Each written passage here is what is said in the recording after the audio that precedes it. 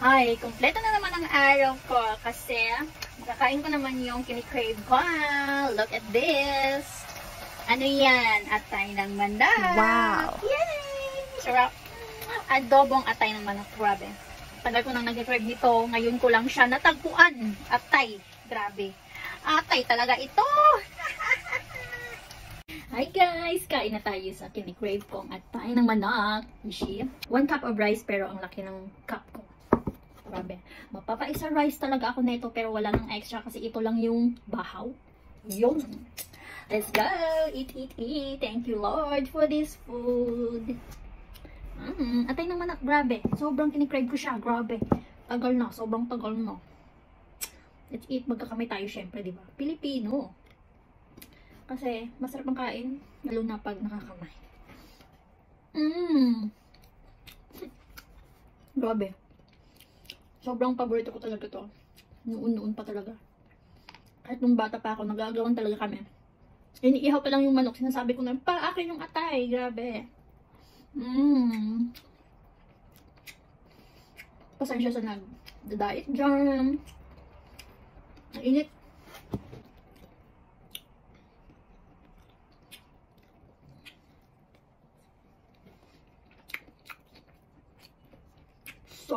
Sobrang sarap.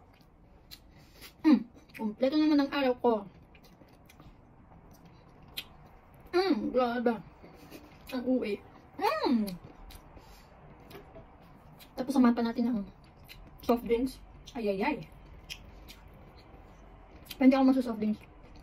Kasi pag magsusoft drinks ako, hindi ako makakatulog. Kawawa ako pagka umaga. Kulang sa tulog. Tapos hindi. Wala akong ganang magtrabaho kasi nga kulang sa tulog. Inaantok ako.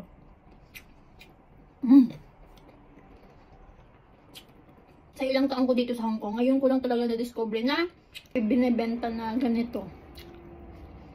Kasi dito sa amin, kaso ang layo. Natamad ako. Pero dito sa amin, malapit lang talaga. Nakabili ako last month ng $10 lang. Mga 4 na piraso lang. Sobrang bitin ko talaga. Tapos ngayon, yan yung ko yung nagbebenta ko. Yan yung ba? Sabi niya, magkano ba gusto mo? Ayun. Naparami.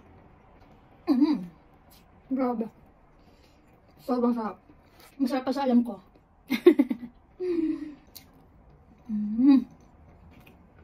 Meron pa ko dun sa loob. Kikip ko yun para mamayang tanghali.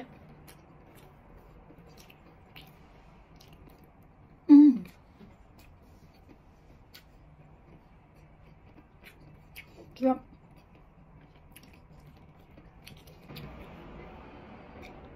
Nabulunan ako.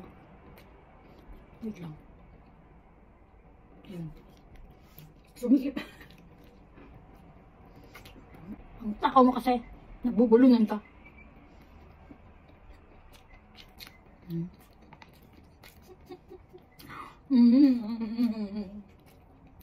Nakilig ako, grabe. Bawi na lang ako bukas, hindi ako kain ng rice. Masyashake lang ako ng fruits. Kasi pag 3 times a day talaga ako makain ng rice, feeling ko talaga, sobrang laki ko na.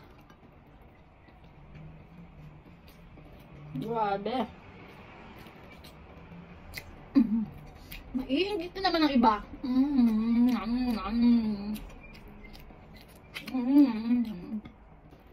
Bayan, tapusin ko lang to.